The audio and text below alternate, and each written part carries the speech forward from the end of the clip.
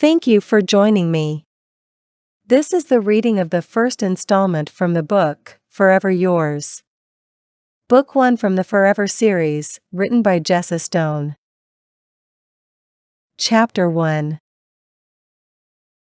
Lizzie Powers was 25 years old, with a round face, dirty blonde-colored hair, and had a slightly chubby physique that she had long given up on sculpting with any sort of muscles, seeing as her job as a baker also entailed sampling the various cakes and pastries she created.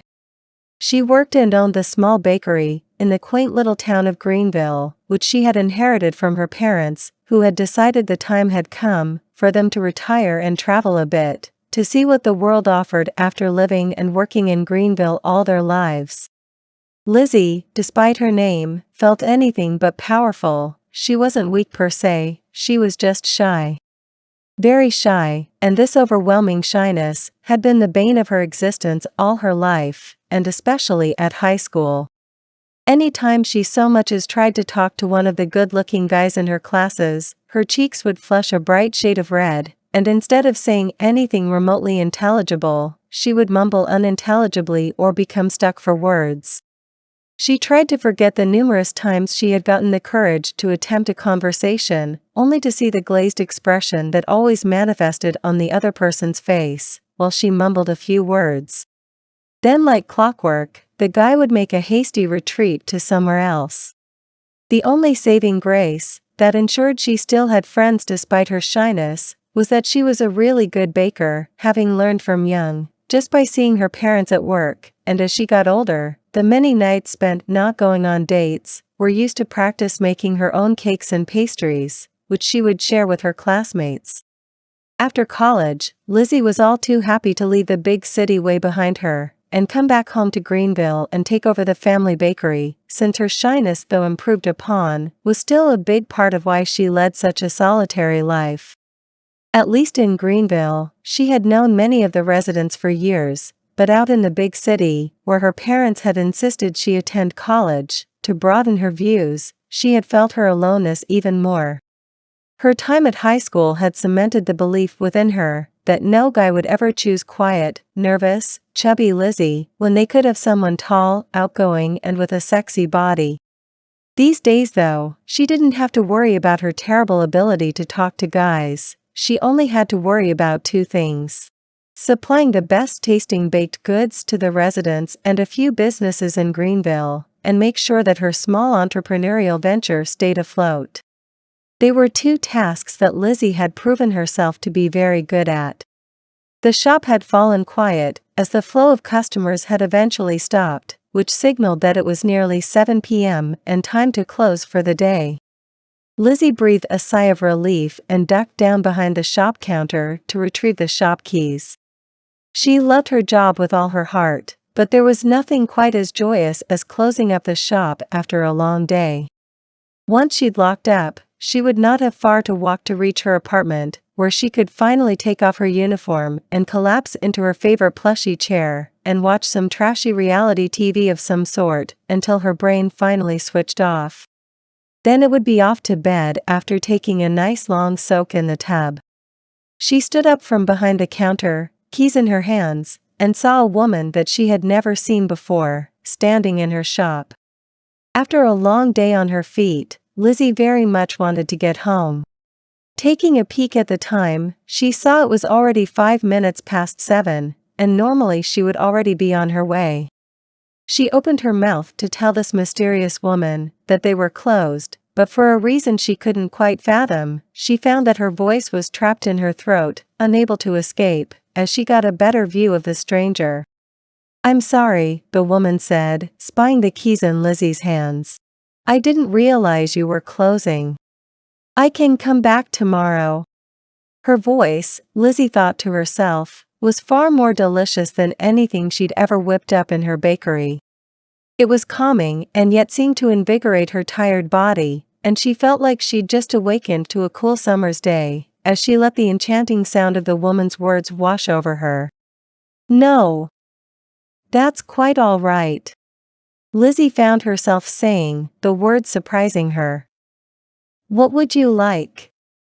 The woman's eyes moved across what was left of the wide range of homemade goods that usually filled the showcase. "I'm in the mood for some sweetness," the woman said, as her gaze swept over Lizzie, taking her in, instead of the remaining cakes. Her voice was quiet, so it sounded like an idle thought. But Lizzie had heard the words as clear as the rest of the woman's words. She felt her cheeks burning, and hoped they weren't visibly red. She didn't want to attract too much attention, but she could not seem to look away from the woman's sparkling winter-green eyes. The woman turned and pointed to a cupcake with bright green icing. "That one looks like something I'd like. Green is my favorite color." Lizzie plucked it up with a pair of tongs, and placed it into a small clear plastic container and handed it over to the woman, and just barely managed to resist saying, "It matches your beautiful eyes. I hope it's to your taste, miss?" Lizzie said before faltering as she gazed at the stranger. The woman smiled, seeming to enjoy Lizzie's distraction. "Peters. My name is Lexi Peters. It's a pleasure to meet you." Lexi paused. "Lizzie Powers." "It's a pleasure to meet you, Lizzie," Lexi said, and she gestured to the cupcake. "I'm sure I'll be back." Lizzie held her breath as she watched Lexi Peters walk out of her shop. Her eyes taking in the way her body moved gracefully, and how nice and round her ass looked, hugged snugly by her jeans. The very moment the door shut, she exhaled loudly, her body sagging against the counter. Who was this woman? Lizzie felt her body tingle with anticipation of seeing Lexi again.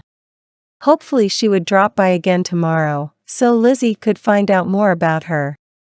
Smiling to herself, she inhaled Lexi's lingering perfume, that even reminded her of summer. Lizzie had never felt so curious about anyone in a long time. Maybe her parents were right to encourage her to see more of the world than only Greenville. If just the sight of a newcomer could arouse such interest.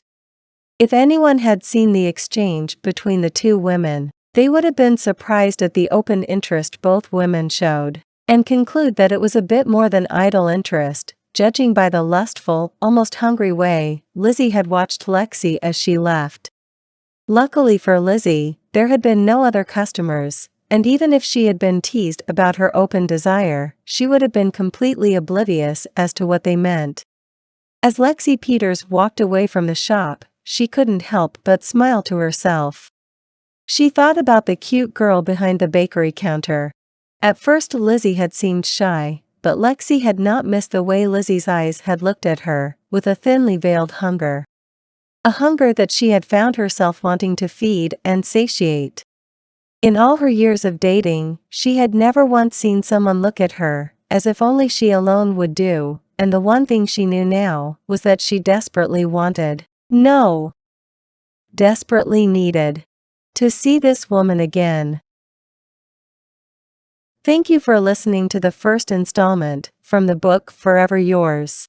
Book 1 from the Forever series written by Jessa Stone.